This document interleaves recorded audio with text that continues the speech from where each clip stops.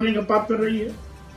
इसलिए जब तक ऐसे सोच के लोग सत्ता में रहेंगे तब तक देश का बंटाधार होता रहेगा।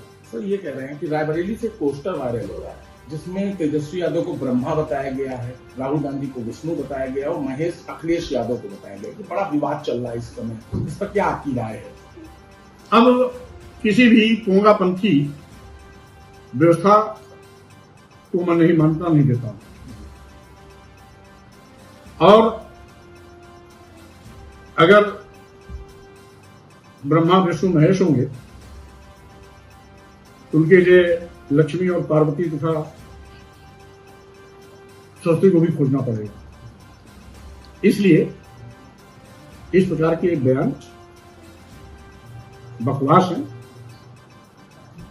और असल मुद्दे से लोगों को ध्यान बटाने के लिए इस प्रकार की सिगोटेबाजी समय समय पर लोग करते रहते हैं।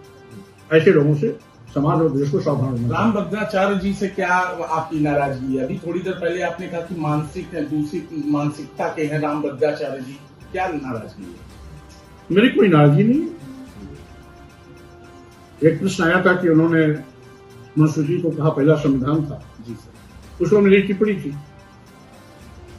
जिसका मैंने विस्तार से उल्लेख किया कि मनुस्मृति तो जहर पैदा करती है। मनुस्मृति ने ही इस देश को हजारों जातियों में बांट दिया है। यही कारण है कि दुनिया का सबसे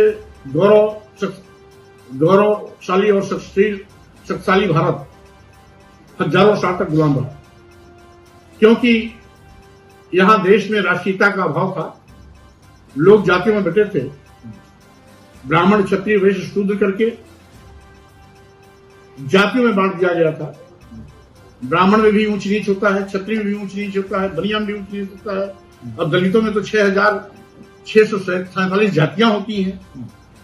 तो इस प्रकार से जातियों में बांटने का मतलब होता है हम राष्ट्र को खंडित कर रहे हैं, समाज को खंडित कर रहे हैं।